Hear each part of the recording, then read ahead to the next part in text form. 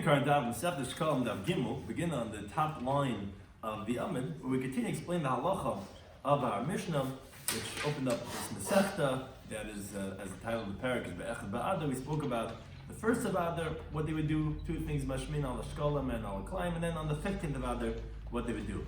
I should correspond because the Cheskut Panitam, the Bacham Pisham is for today's Daf. Some things we discuss in today's Daf are, as we mentioned, the things that the courts would do on the 15th of Adar. That included public works, the prohibition of climb, and the collection of the machzah shekel as it applies to that of the dates on what they would do as Adar was moving towards Nisan. So the key terms of concepts in today's daf are hefker, best, and hefker. That is that the courts, they have a right to make someone's money ownerless and thus financially revoke his rights. Shulchani are the money changers who, when people would they have to get exactly a machzah shekel, they would come with larger bills, and then the Shulchani, the money changer, would go ahead and change it for the machzah shekel. So begin the current daf. Daf Gimel, we begin on the top line of the Amid. The Mishnah said, Mesaknis ha'drachim. So on the 15th of Adar, some of the things they would do, they would fix the roads, Vesar Chayvus, and the streets, as mikvah samayim, literally public works, and the mikvahs, of the pools of water. They would do all the things that were necessary for the public. Now, the Gemara brings a brayso that Elahin Tzarchei Rabbi. But the Tikkuch Chabdin points out that this is actually a tesefta in the laws of Chayla Shamayim, which also has an exemption, although you don't do malach on Cholamayim, but for Tzarchei Rabbi you're allowed to. These are considered public needs, and they're done in Dina Mominus. You could have a court case for monetary law, with Dina Fashis, or capital punishment, or Dina Makis, if it's for someone to get lashes. Upoid narachin, there's a certain type of vows, which is the value that's based on the gender and the age of the person. You could redeem those erichin vows, haramin, and also different type of a vow, vekdashis and of hektish. Again, which you need a court for, and the courts would adjudicate these types of law cases. Umashkin sasaita, if there was a suspected adulterous woman, they would give her a drink. V'soifin the sampara, and they would burn the paraduma. V'orphin, Egla Rufa, which is if someone dies on the road, then they don't know who killed them, so the closest city has to bring a calf and decapitate it. Again, all these things they would do in Chol HaShamayim, and that's also what they would do here on the 15th of Adar, because they want to do these, take care of all these public needs before the end of the year. B'roitzin Eved Ivri, and the Eved Ivri, who was already there for 6 years, he wants to stay on, which is going to stay until Yovel. They make a hole in his ear. Umetar Mitzayra. Mitzayra was Tameh, and then he's becoming pure, which requires a process. They would do that. Umefarkin Esaminal Magabi Mayim. They would also remove the lock from the cistern, from the waters, which, as Tikkun Chadon says, did not require a craftsman. So therefore, that's permitted Chol HaShamayim. Whereas the Ein Machzir and Oisim, but they weren't allowed to put it back on. Still requires an ummah, the professional, which therefore you're not do that in Chol HaShamayim. So that's considered in like what Tzarchei Rabbim is. So that's what you're allowed to do in Chol HaShamayim. The same thing is also, they would do that also, always Tzarchei Rabbim. They wanted to make sure before the year's end, before Nisan, on the 15th of Adar, they would take care of all these things too. Right. It's just that they wanted to also do this, take care of these things before the end of the year. That's why we do all these things the 15th of Adar is before the year's end. Now, the Talmud Tanin, it says the Gemara, this is a Mishnah made cotton, and the Gemara here is explaining that Mishnah from over there because of two difficulties that it has from that Mishnah to what we learned over here in our Mishnah. The Mishnah in Moed Cotton says that Mashkin Beis HaShlachin, you could water an irrigated field, in contrast to, let's say, that has a rainwater field, Mitzayin ala Kvaris, and you could also mark the graves, and you could do this on Chol HaShamayim. Now the problem is, okay fine, I understand that maybe it's not a problem about doing Malacha Chol HaShamayim because it's necessary, it's going to be a great law, it's fine. But like Kfar Tzayin Ma'adar, didn't we learn in our Mishnah that in Adar, on the 15th of Adar, they would go ahead and mark the graves? So what are you doing in Chol HaShamayim? But Pesach is a month later. What are you doing marking the graves? You just did it on the 15th of Adar. Says the Gemara V'Tifta, and the answer is shiur sheter shel Gesham v'shatalfu. Yeah, we're talking about where it rained in between the month of Adar and Nisan, and therefore washed away the markings of Loim, and therefore you need to have another marking. That's why if it washed away, you would be able to do it on Chol HaShamayim. A similar question is the Mishnah Moed Cotton says v'yitzin afal climb on Chol HaShamayim. You're allowed to go around and take out the climb, make sure that there's no climb growing in people's fields. The question is, didn't we already say that in our Mishnah too? We said in the 15th of Adar, Yitzin Afal climb, they would go out and rip out people's climb. What are you doing a month later, a few days and a month later? Says the Gemara Tifter, you should answer that Shahisa Shana Fela. That Mishnah Moed Cotton is talking about, it was a delayed year, where the seeds were only sprouting later on in the year. By 15th of Adar, the sprouts weren't recognizable yet. And therefore, that year they couldn't rip it out on the 15th of Adar. That's when we say that now if it's starting to sprout a month later in Nisan, that then you would rip it out even on Chol Shamayim. Now the Gemara we mentioned from our Mishnah, which we had asked from the Mishnah Moed Cotton with seemingly contradiction, that on the 15th of Adar and or Chol Shamayim, they would mark the graves. Says the Gemara, Minayin Litzai Litzion. From where do we know this concept? Where is it alluded to in the pasuk that we actually mark a grave?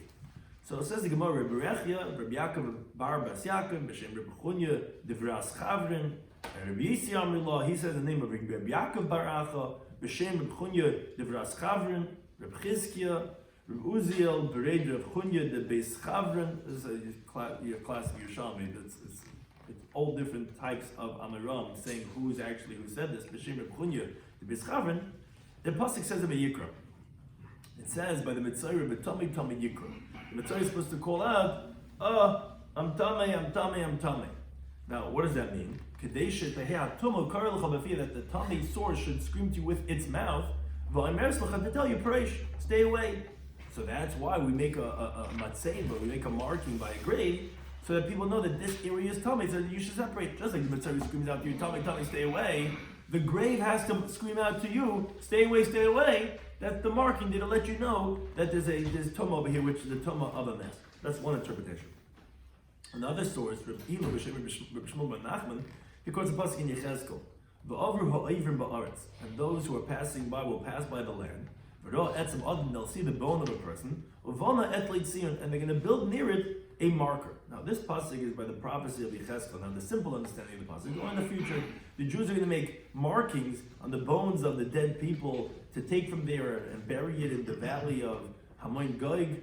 But there's still an illusion over here that the pasuk is coming to warn you and to teach you that you should make a marker at Zion that they should separate from Tumah. As the Gemara goes through the words of the pasuk over there, when it says that they're going to see etzem, a bone, from here we learn out that you make markings on bones, meaning even if the flesh was already decomposed, still it contaminates ba'oil if you're leaning over it, if it has at least a quarter of a kav of bones. So therefore, even by etzem, even just by bones, you're going to make a tziyun. It says etzem adam, it says the word adam. What are you adding on when you say the word adam? We already said etzem. Meaning you can make a marker even for the spine and the skull. Meaning even though it's only one bone, which is the majority of the person, the bone, the spine or the skull, you'll make a marking for that too. But when it says uvana, that you're going to build, what's build? This comes to teach you that you can make the markings on a permanent rock, on the grave. Which that's what the understanding of the pasuk means. When it says uvana, means to say it's like a building which is attached to the ground. In contrast, as the Gemara is going to explain right now, if it was a rock that could roll. Because if you think to say that the marking of the grave is going to be with a detached rock, not built to the ground, then it's going to roll to another place, and it's going to contaminate somewhere else, because people are going to say, oh, that's a matzeva over there. So wait a second, that means that area is tummy, and they're going to make it that whatever taharas pass over that tummy inappropriately, because really there's no tum over there. That matzeva was just rolled, so there has to be uvana, has to be built into the ground to make sure that it doesn't roll somewhere else. And when the last word of the pasuk says, and when the next word of the pasuk says etzloi, what does it mean etzloi? It means lemakom tahara, meaning it doesn't say uvana olav. It doesn't say that you build the matzeva on it. It says etzloi near it. Why is that? Sounds like that the marking has to be actually in a pure place, near the grave. That's where you mark it. Now the Gemara and Moed Cotton and the Bavli and the Hema Beis explains, because we don't want to create a loss at the higher, because if you would make the marking on the grave itself, then a person wouldn't realize until he's suddenly by the marker, and he's like, oh, he's too late already, now whatever taras he had to become tummy. So if they make the marker near the tummy at a little of a distance, so when you come to the marker and you realize, hey, there's a marker over here, you didn't yet go on the tummy. So it has to be etzloi, near it, not on it. So that when you get it, you didn't go too far, you didn't make what you had tummy, yeah? And when it says tzion, mikam letzion, it says you make a marker. This is where we learn out the halacha that you're going to make a marker. Now, a brisa says, What happens if you find, you're walking somewhere, you find one stone that's marked? So alpha pisha mekayim came. What does this mean? The truth is really not supposed to have, you're supposed to distance the marker, like we said just before, from the tumah. Now, if you made the marker on the tumah, that's what the words of the Brisa say, most definitely in mekayim came. You're not supposed to keep it like that. You're supposed to fix it from like we explained. So really what the Brisa should be saying is that if you find one stone marked, most definitely it's supposed to be in the Mokum Tahara, but Hamal allowed Tameh. If you lean over that marker, you're going to be Tameh. Because I'm going to say that, no, maybe the people did not do it appropriately, and the dead person is right beneath the marker. And therefore, if there is one stone, you're not reliant on the fact that they made it near it. You're thinking that maybe they made it on top. And therefore, if you went on the marker, you already considered Tameh for the Tumah of oil as your over dead person. Now, but let's say how you shtan. Let's say there were two stones that were marked, and there's a space between those stones, then Hamal Alein Tar. Then if you leaned over the markers, then you're going to be tar, because then I'm going to say, wait a second, if there's two markers, and there's an area between them, obviously it's telling me that the tumah is between them, that's why you made the marks on those stones, and that means to say if you're on the marker, you're actually in the tahar place, like we said before. Uvenein Tameh. And the area between them is where the dead person is, and that's going to be the area that's Tameh. But if let's say the area between those two stones were plowed over, well then most definitely you're not going to plow over where there's a dead person over there, where there's a Makom Tumah. So then harehin ki yechidiyos. So now the rocks are back to be like singular stones, and we're concerned that maybe there's a dead person beneath each one of those stones. If a b'nei tar, the area between them is going to be tar again, because you're not going to be plowing over where there's a dead person. And the gear says al gabei and tameh, and over the stones is going to be tameh. Again, because normally you would say the area between that is where the dead person is. You make markers on either side. That means the tameh is there in between. But if it's plowed over, that means it must be the dead person is not there. And then to the contrary, there's two dead people beneath either one of these rocks that were marked off. Now, related. Also significant signs. Whether people running over it because not knowing, it makes it a significant sign to know. You know that the whole area is a suffolk now. What do you mean? If it's plowed in the middle, you're saying the guy knew, and therefore you don't know. Why is it plowed? I mean, the one who owns it, the one who has the field. This is significant, and I'm not telling you, the whole area is now maybe too much. Not the whole. Or you're saying because if it was a grave and like you're talking about like a base of brass that was plowed over. Situation. Here, they're assuming that you don't have to suspect that. I mean, the basic process, if we know there was a grave and they lost it, but here, if you have some place that you're walking in somebody's area and it's plowed over, you assume that the dead person's not there, and then you have to suspect, it's all suspicious anyway, that it's under the rocks. Now, Tanya learned in the Brisa that Emet Sayin ala Basa, you don't mark an area where there's just the flesh of a dead person. Shemen es ach ala Basa, because what happens is that the flesh decomposes, and it's going to shrivel up to be less than an olive size, as actually the Gemara explains right now. Reduced to bar shunim, he asked if under Ramuna, he says, what do you mean? If you're not going to make a marker where you bury dead flesh, if there's bones, obviously there's going to be bones stay there, and therefore there's going to be tumah oil, you have to mark the grave. But if there's just flesh, so you're saying don't make a marker because it's going to decompose anyway, and there's not going to be any flesh here a month from now, whatever it is, and it's not going to be a dead person. But that's what they asked Ramana about B'leinim. So doesn't it turn out that Metamet Taharas L'Mafreya, that as long as the flesh didn't decompose, it does contaminate the oil, because it has the shiur v'kedayis. If you're not making a marker, a person doesn't know, and he's going to walk over it, and it's going to turn out that whatever Taharas he has is going to be lost. So Adam Alei said to him, yes, Mutav she'iskalku lo b'ilo shah. Better that we ruin it momentarily, temporarily, meaning until it decomposes.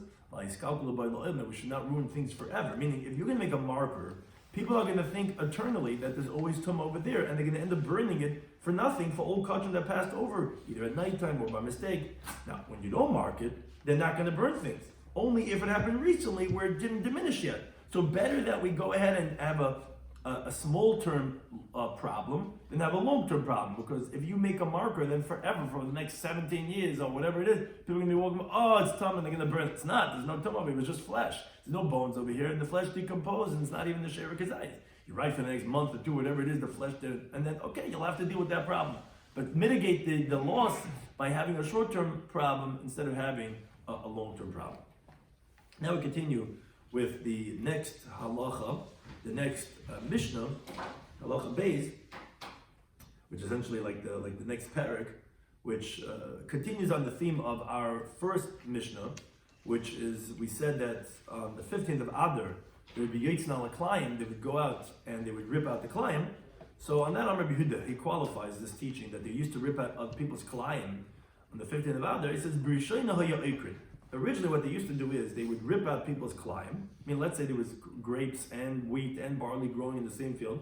They would rip it out, and they would throw it in front of the owners of the field to embarrass them, to say, look what you got growing over. Rip it out and throw it in his face. Look what you have over here. Now the problem is, when the sinners increased, which you can explain what does that mean, so then they changed their tactics, the courts. They would rip it out, they would throw it onto the roads. No more into the field, they would throw it onto the roads. But even that was a problem. So a third stage, what they ended up doing was, they just ended up saying, you know what, this guy's field is hefker, whoever wants to could grab away whatever this guy's field is. Now, Mishnah said, that these three stages they used to do. So Tony Lin, the Bryce which expands on the Mishnah. Originally what they used to do is they would rip out the guy's Klayim and they would throw it in front of the person. Problem is, the owner was happy for two reasons. One is that the guy was weeding his fields, because when he takes away the Klayim, so it's weeding the fields. So, great. And the second thing is that they were benefiting from the Klayim because now their animals were eating what they ripped out. So this is a team this is good. I enjoy this. Take it out. Do. Right? So he had two things.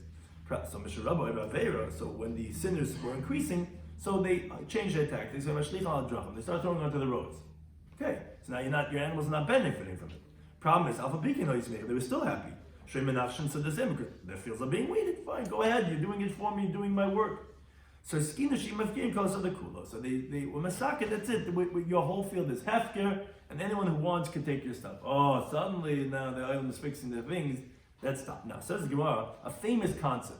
Where do you get this idea from that the courts can make something hefker onless, that they have the rights? How could they have the rights? My money to go ahead and say that it's hefker. So the Gemara says, like it says in the pasuk in Ezra, the Ezra and his Bezdin, they said, whoever doesn't come in 3 days' time, sounds like a parent, whoever's not here in 10 minutes, right? Whoever's not here in 3 days, katzas hasar maskenim, like the council of the ministers and of the elders, yochrim kol ruchushay, his whole famegin, his whole wealth will be confiscated. So you see, Ezra and his courts, they had in their ability to make all his assets, all his estate, hefker, whoever violates their words, and he's going to be separated from the assembly of those who are in the diaspora.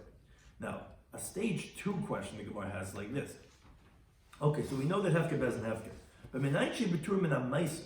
how do we know that it could even be so much hefker that, as we learned up in the pasuk, that it could even say that now there's no obligation of meiser? What happens is a person has crop. So a tenth of that has to go to the Levi. You have to give your trumas and meises. A hefker is exempt from that. Doesn't have any owner. How do we know it's so hefker that you don't even have to give meises? Which, as Tikkun Chatan explains, it's a question.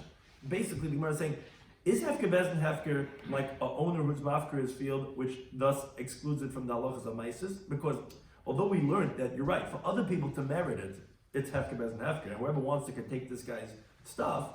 But maybe to exclude it from meises, that we didn't make it hefker, because the intention of the courts was maybe only to remove this guy's monetary rights, but not to remove the rights of the Leviim, because what did the Leviim do wrong? Why should they lose their meises? Or do you say that no? Once you say hefker bezin hefker, whoever wants can merit it, so then it's not anymore qualified for what's called ke'in lechelik v'nach la'imcha. The Levi only gets stuff that he has no rights, he has no fields, he doesn't have any ancestral field. But something that's hefker, the Levi has just as much rights as everyone else, so then he doesn't get meiser in that.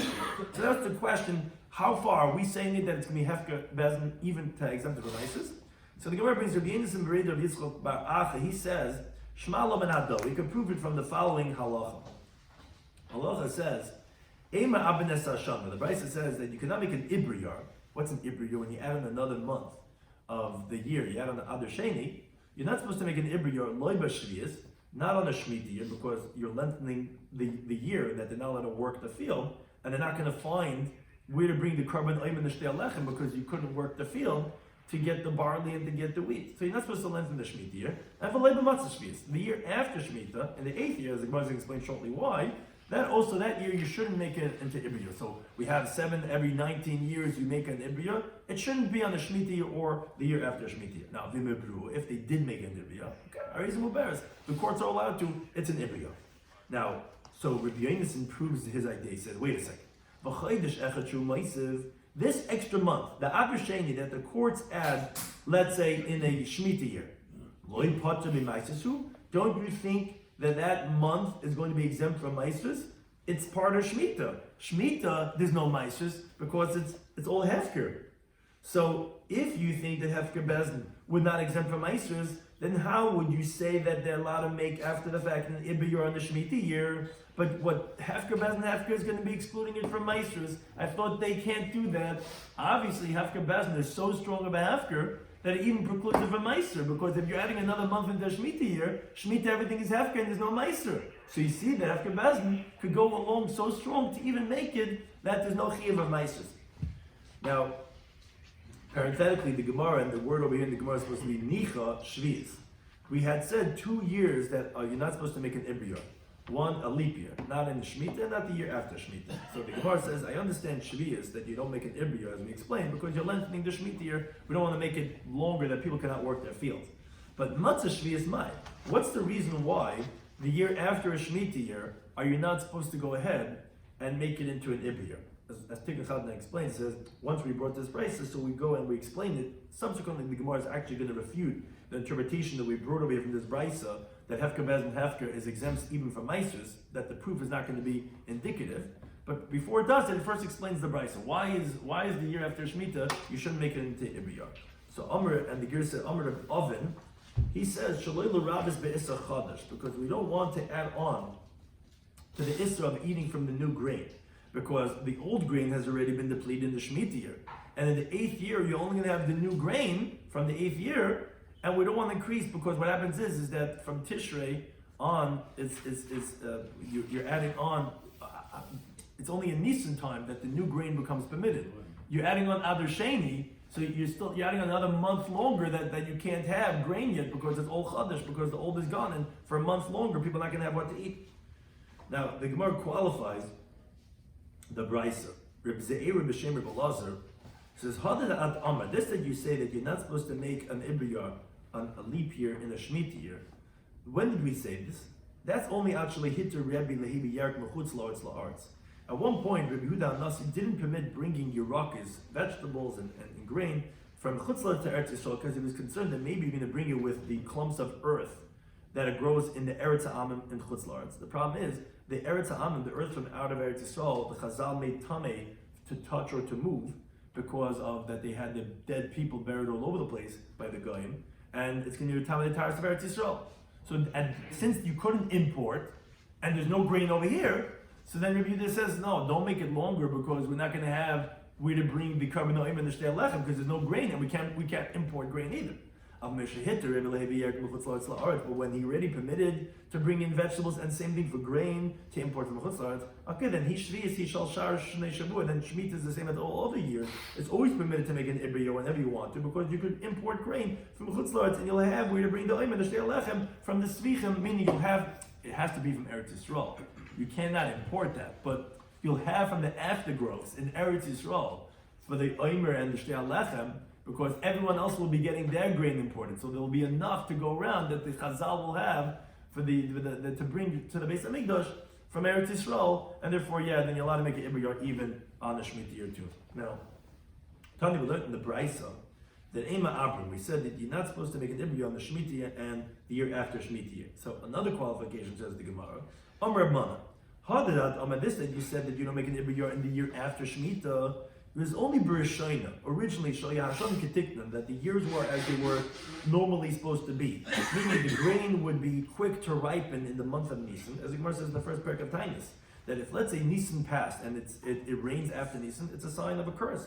Because it says that the Ketzir Chitim, they were able to eat from the new grain in Nisan already, because it was already ripened. So therefore, you don't make an Ibriyah in the year after a Shemitah year, in the 8th year, so people shouldn't be depressed that now we have to wait another month longer to eat the new grain.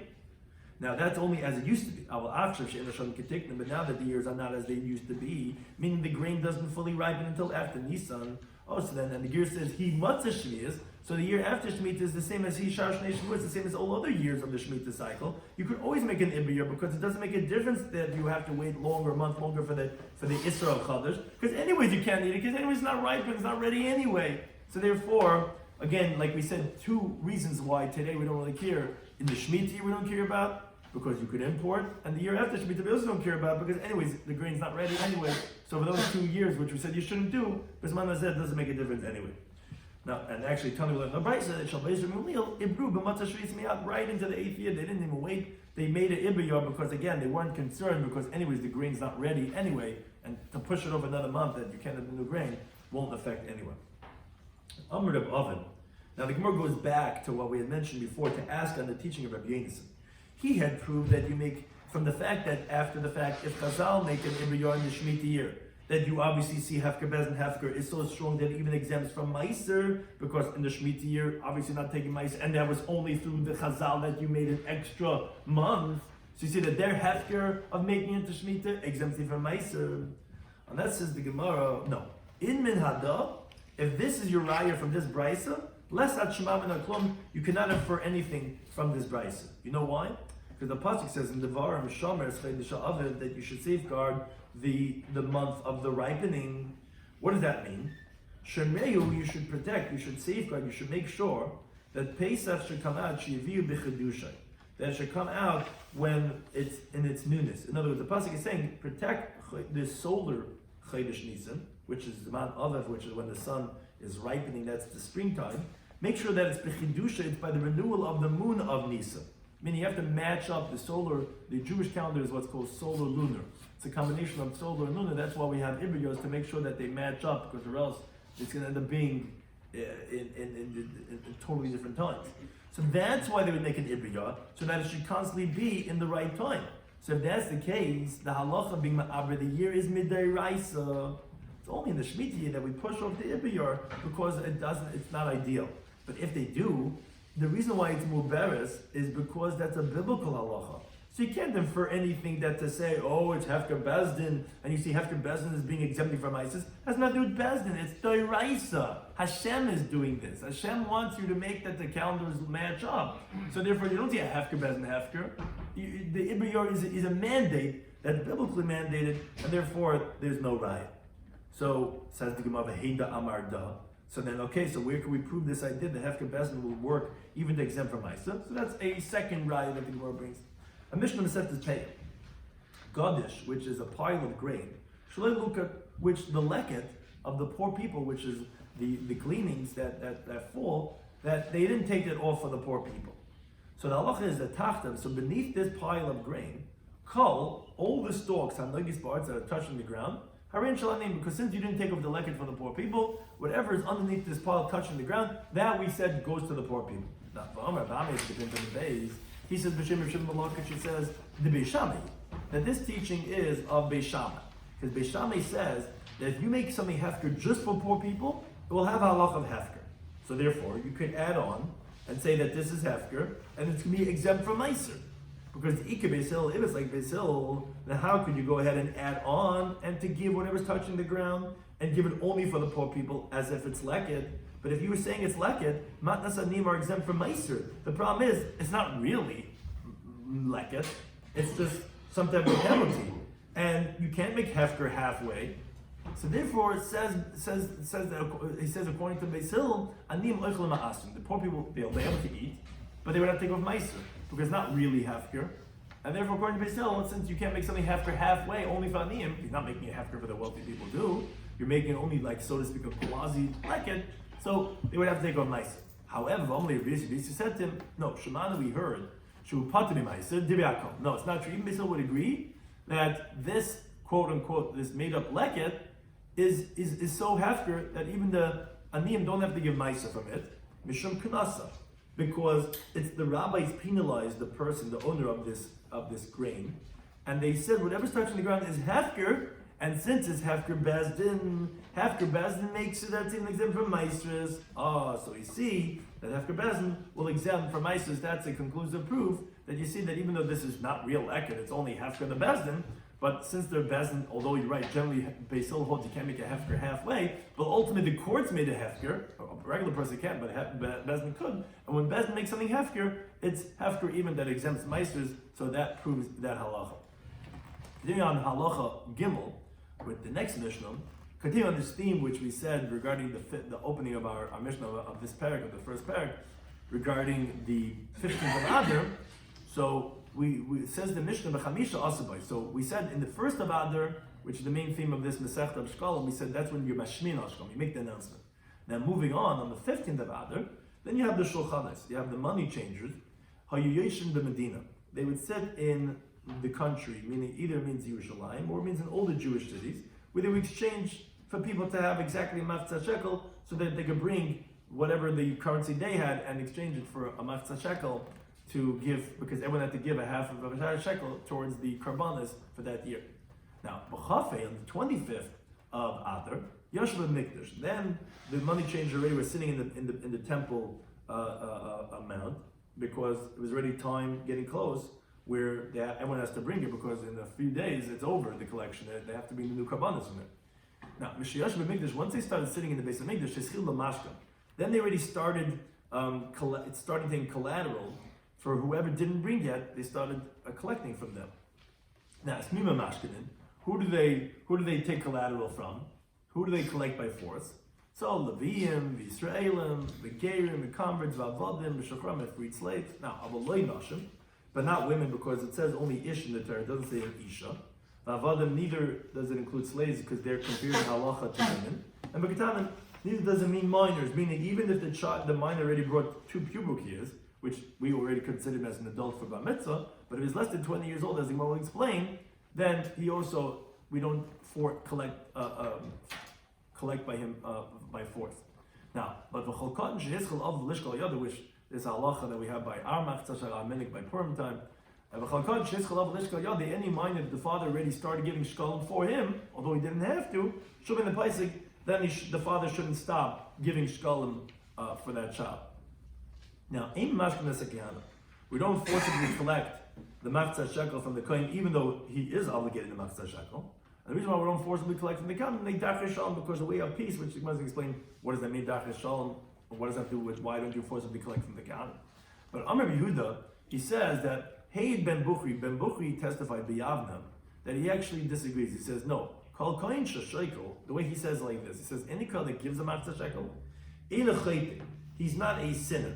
What that means to say is because he holds the kohen is not obligated to give a machzah shekel. Now, so therefore you would have thought to say that if he gives a machzah shekel, it's going to come out that a carbon tzibur, which is what these funds are for the carbon tzibur, are actually being brought from an individual. Because since he doesn't have to give, he's not really part of the tzibur. So his money that he's giving is like his own private funds. And you're not going to buy a carbon tzibur from someone's private funds. That's what Ben Bukhari is saying, that no, he's not a sinner. Because since he's totally giving it over to the tzibur, it's becoming part of the tzibur. So it is going to be a valid carbon tzibur. That's what he means to say if he gives, he's not a sinner. Says, no, rather the opposite. If the kohen does not give the machzah shekel, then he's a chayte, he's a sinner, because he holds that no, the kohen have an obligation to give the machzah shekel. It's just that they expound this pasuk for their own pleasure, in other words, or they do it based on their own interest, where they think it's a full-fledged drasha, but it's not, as the Gemara is going to explain. Because the pasuk in the Yikra, any flour offering of the kind quality has to be totally burnt, it's not eaten, meaning generally, a mincha has only a kamitza, a fistful that's burnt on the zeh, and the rest is eaten. That of the kohanim, as a unique halach, has to be totally burnt.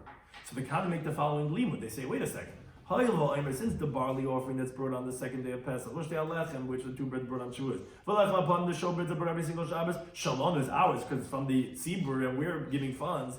Then how is it eaten? Because they understand that it's like a carbon yachid, because they don't really want to give it, so they're not totally giving it over. So it's from their own private funds. If it's from their own private funds that they're giving, it's a carbon of a kohen. Carbon of a kohen is to be totally burned. How is the Aimra, how are all these things being eaten? Obviously, we're not supposed to give.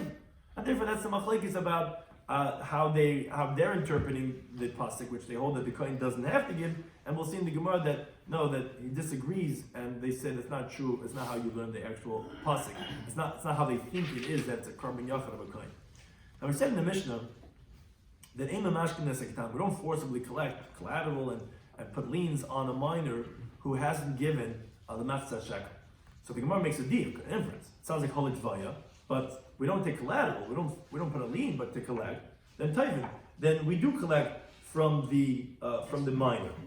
Now, hadid the tamer, that says the Gemara is said only b'sheivish day cyrus. If he brought 2 pubic hairs, meaning it's already bar mitzvah, let's say.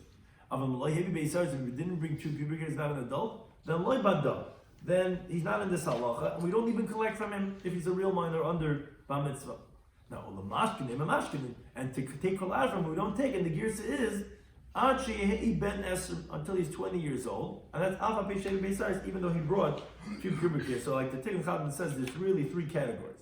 A boy who hasn't yet become bar mitzvah, hasn't brought 2 pubic hairs, we don't collect from him at all. If he brought 2 pubic hairs, we collect from him because he's rabbinically obligated, and we don't take collateral from him. If he's 20 years old, then he becomes biblically obligated, like it says in the Pasuk, you've been esem shana b'ma'ala. That's when you have to start giving him matzah shekel. Then we even take collateral from him. Now, going on the halacha of the Mishnah, says the Gemara Keni, which it means like Tani, it's like saying a brisa. Masnik, we learned in the brisa that actually a different girsa than our Mishnah. In our Mishnah, we said that you don't take collateral from the Kahanim to collect from them forcibly because of Daf Yomi. The brisa says it differently. It says in mashkanas Kahanim, we don't forcibly collect from the Kahanim. Derech HaKavod, because of a way of dignity. And as the Tikkun Chatan explains, if the reason of not collecting from the Kahanim forcibly was, as the wording of our Mishnah, because of Darkei Shalom, so if that would be the case, then Yisraelim also shouldn't be mamashkin, because by them we find also many times in Chazal that they were mistaken in Darkei Shalom, even by non-Jews, as we learned at the end of Perek HaNezaken that we say Darkei Shalom. So why would Darkei Shalom be unique? Oh, because of ways of peace, we don't force them, we don't want people to feel intimidated, why would we count them more than anyone else? But because of Kavod, that we find that we make specific honor for Kahanim more than Yisraelim, either because of the mitzvah of the Kiddushtoi, which the Kohen gets the first Aliyah, gets the benchers, or because of the Avodah, the Karbanos is on them. So therefore, we can understand why the Girsa of the Brisa would be more precise than that of our Mishnah, that the reason why we don't mamash from the Kahanim is because of Kavod, not because of Shalom.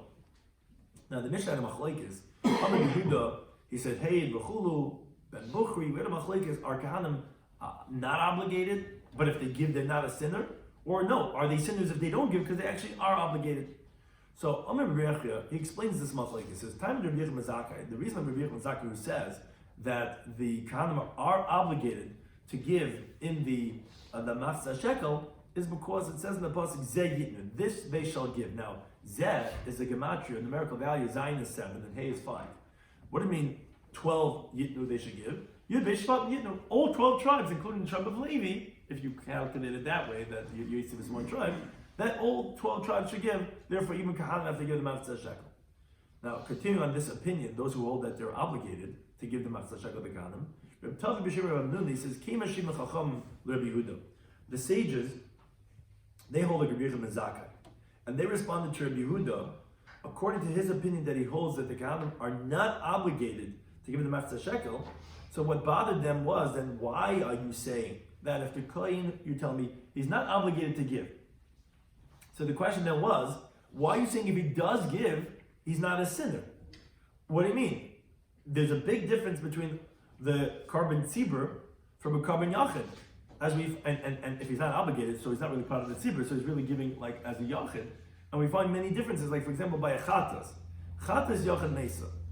You could have a chatas of an individual where if let's say the owner got an atonement or he died, so the chatas of an individual, the animal dies.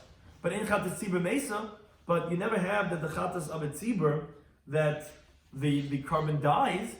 So you see that there's differences if it's a carbon yachid or a carbon tzibur. So do you find differences by carbon mincha? Minchas hayachid krei b'kol. The mincha of an individual, let's say by a kohen, is totally burnt. But the minchas hatzibur krei b'kol, you never have a mincha of a tzibur that's totally burnt. So the question they were asking was, to the contrary, if you're correct, Rabbi Yehuda, that you hold Kahanim, we disagree, we hold Kahanim are obligated matzah shekel. But according to you, that you hold that you're not, that the Kahanim are not, so why are you saying that if a kohen is shekel, he's not a sinner? He is a sinner, because now the menachos, whatever it is, are being eaten, but it's a carbon of a yachid, of a kohen, which is supposed to be totally burned, as a different halacha. So says the Gemara that Vikasha, as Tikkun Chatan explains, that the questioner was not allowed yet to finish up his statement of the Tavi.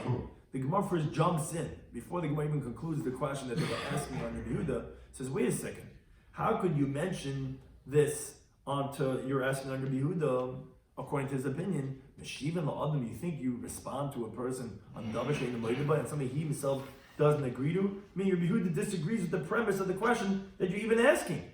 Because the Nalud in the Mishnah says, Yuma, Shein Chatas Tzibur Mesa, you're right, the Tanna Kama holds that the Chatas of a Tzibur, a public Chatas, never dies. The Yehuda Mitamis, Yehuda actually holds that it does die. And so therefore, why are you asking Rabbi Yehuda from the fact that a Chatas is Chalik, a Tzibur from a Yachid? But Tikkun Chatan points out that the Gemara didn't bother to answer that point.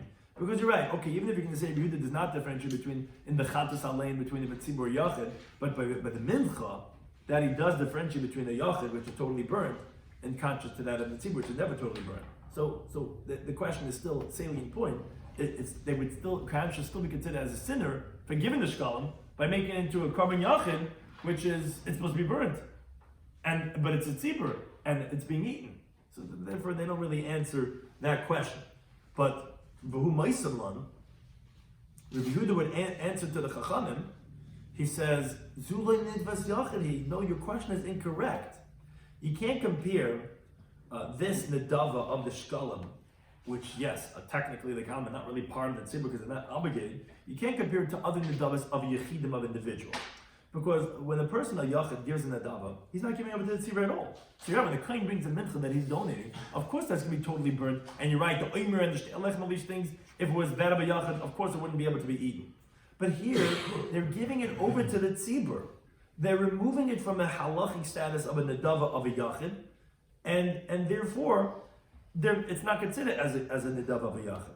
Now, however, since the Kama not really obligated, so they're not really going to give it over. It's like a quasi state. They're not going to give it over to the tzibur, what's called yafa, really so well. So therefore, it's not mamish like a carbon tzibur.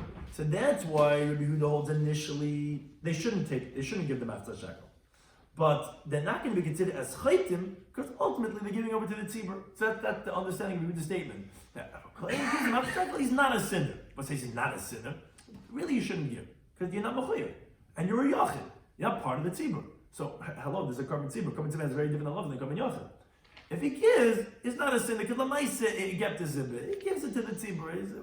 So therefore, that's why he's not a sinner. So it's not the question they were asking and said, wait a second, if he's not obligated, why isn't he a sinner? It's a carbon yachid. Carbon yachid is different than carbon tzibur by mincha, by chatos. He's not a regular midvas yachid. He's giving it over to the tzibur.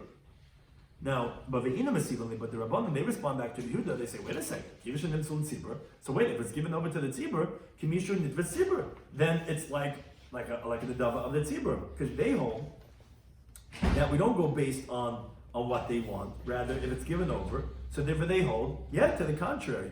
If it's given over to the tzibur, then a kohen that does not give the shkalim should be a sinner. Because since when he takes over the shekel, he gives over to the tzibur, so it becomes a tzibur, so they're batladaitam, and to the contrary, so then there's no isser, and then they should be obligated. So therefore they hold that, so then it should just be like regular nivd tzibur, so why is it not a sinner? To the contrary, if they don't give, then they should be sinner. Now what's the understanding, what's the fundamental point of this machlokes? It's actually based on Siv, a pasuk in Shemais. Pasuk says, Kol ivra al pekudim.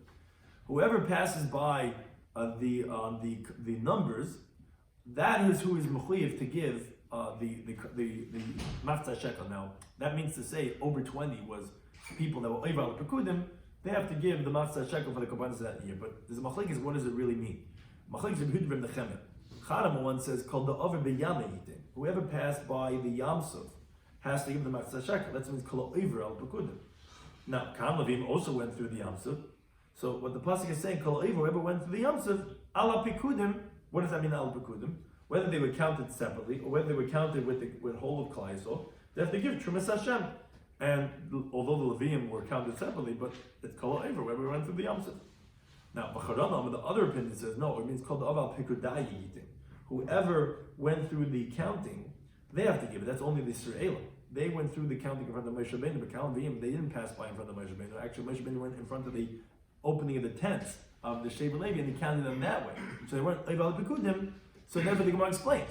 The opinion that says that whoever went through the Yam Suf has to give, that means even including Kahanim. That's Masila Rabbi Shloimy Schwartzberg. That's supposed to be Rabbi Shloimy Schwartzberg. Says the Kahanim are mechuyev to give the Matzah shekel.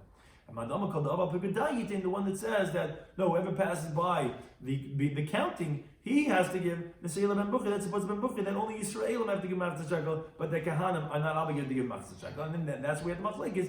If the Kahanim are giving or not giving, is that making them a sin or not? That depends if they're mechuyev or if they're not. And then we had in the Gemara that they were contesting. Well, if you hold it that they're not mechuyev, why is he not a sinner?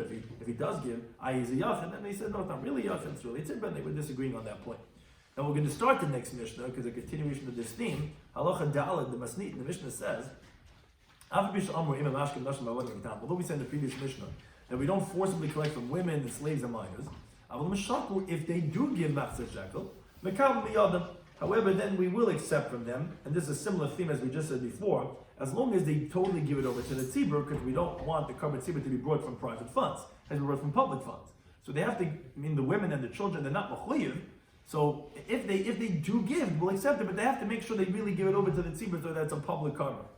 Now, Hanachin al-Kuti shashakol on the other hand, a non-Jew or Kuti, which the Kuthins were this group of people from Kuthi, which they were brought over by the Syrian king when they chased out the 10 tribes, and they brought in these non-Jews who they converted. They have this quasi-state of conversion. If they shashakol, if they went and gave shkalim, we don't accept from them at all, even if they want to give the matzah shekel. Moreover, we don't accept from them kini zav, and if let's say they want to bring a carbon of the pair of birds as male who had zava, bikini zavis, or the females who want to bring their pair of birds and they were zava bikini yolders, or the pair of birds that a woman who gave birth, which is term neyaina, which is these turtle doves and these pigeons. So let's say they did not they want to we don't accept this from them because it says the Mishnah Zakal, this is the rule. Whatever could be donated or vowed to bring to the Mizbeach as a carbon, that we accept from them, because that's a brisa that says in the pasuk ish, it says it's extra from the word ish to include even non-Jews. If they make an ed in the dava, they could just be like Yisrael to bring it. But whatever could not be brought as a neder in the dava to the Mizbeach, even though it could be nida to the Bedek Abayis, that we don't accept from them. And the Ezra, it's also explicit by Ezra, when the Kuthim wanted to help and to build the Beis Hamikdash in the times of Ezra, in the time of the second Beis Hamikdash, so they sent to the Jews, Nivni Machem, we want to build with you, Kikachem Nidjul Lekechem, we also want to seek your God. And Ezra responded, Shem says in the pasuk, Lo Yilachem V'Lo Libnes Beis Lekechem. No, it's not for you and us to build the house for our God. They didn't accept the Nadavis from that of the Kutim and from the non-Jews. So that's what we're saying, that even if we want to give the Matzah shekel, we don't accept that. So when we discuss in today's Daf, in Shekalim Daf Gimel, we had the Mishnah that said on the 15th of Adar, we mentioned on Daf Beis in the opening Mishnah that they would do a lot of different things, Masak Nadrachim, etc. But basically they did all Kotzer Harabim, and the Gemara brought a brisa, a Mishnah made Katan, that expounds and says, what do they do? The Mamonis, the Nefashis, so on and so forth. Now, two questions we had was, Mishnah made Katan says that on Cholamayit, which has similar halachas that you do Tzarech Harabim, said you mark the graves. Problem is, when we already said in our Mishnah, you do it on the 15th of Adar. Then one says, when it rained in between Purim and Pesach, so then you would have to do a Chol Shamayit to mark the graves. Also, another question was, we said that on Chol Shamayit you go out to take out the client to make sure people don't have client. What do you mean? We already did on the 15th of Adar. There also, it's a delayed year, and therefore it didn't sprout by Purim time. So that's what we're saying, that then they'll do it on Chol Shamayit. It's not a contradiction. Then we said, how do we know in general this idea that we said in that Mishnah we mark the graves? So either we know it from the laws of Mitzayra, because by Mitzayra it says, the tummy thing has to be calling out, saying, I'm tummy, so the grave has to scream out by the mark and say, or it's a pasuk in Ezra, in Yechezkel, which by the prophecy in the future that says that Ubana Eslei Tzion, which we expounded that whole pasuk. Ubana means to say that you have to make that it's attached to the ground so that it doesn't roll and make something else tummy. It says Etzloi and not Al Gabav, because then the person can find out too late. And we said, therefore, if you have one stone, we're presuming that the person didn't do it nearby. We have to suspect that it's right beneath, and then you are tummy. There's two stones that are marked, and then we presume the area in between. Unless if it's plowed, then we're not assuming that area in between is the grave, and then we're assuming again that these are individual stones. Then we have to suspect the tumah is between those stones. We also said that you don't mark on flesh if there's no bones, because the meat is going to decompose and it's going to be less than the gezayis. So better have it temporarily problematic that there's no marking. People say, oh, you walk by that, there's a dead person there with no bones or meat. Sorry, it's tummy or yitaris. Then have it there for long term, and then it's going to ruin things in the long term, and you're going to make taharis tummy when they're really not.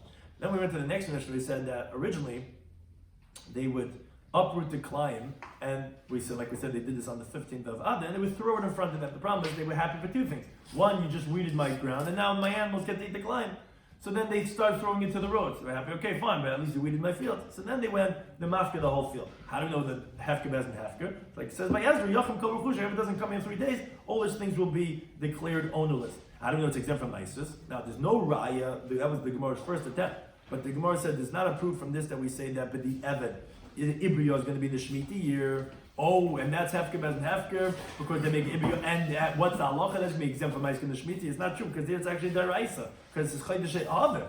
So, yeah, we said also like it's really you shouldn't do it in the Shemitah year because you can't plant, and that you shouldn't do it in the 8th year either because you're expanding the Esav Chadash. That the Gemara said it's only when the years are ketikna. Now it's not negay anyway because now we import, and also now the grain anyways doesn't get ready by that time. So rather it says, well, where do we know from the halacha of that beneath the pile of grain that was you didn't take leket, that we said that what's touching the ground is going to be leket for the poor people, which the halacha is exempt from meiser, and that was made through the hefker of the bezna, which was a kanaz, and so you see that hefker bezna will even be exempting from meisers because we see the poor people won't have to give meiser on that. Then we went to the next mission. We said on the 15th of Adar, the Shulchanis are in the Medina, in Yerushalayim. The 15th, they start going to the Beis Hamikdash. That's when they start collecting collateral, but not from women or slaves or minors because they're not really obligated. And we have machlekes regarding kahana. We said that we're not mashlim them either outside Rishon, or like the Gemara said, dachi kaved, because we have to respect the count, so we're not going to force them. Now, then we had two different opinions, that of Rabbi Yehuda and the Chachamim. Rabbi Yehuda says from Ben Buchi, if they take shkalim, they're not a sinner.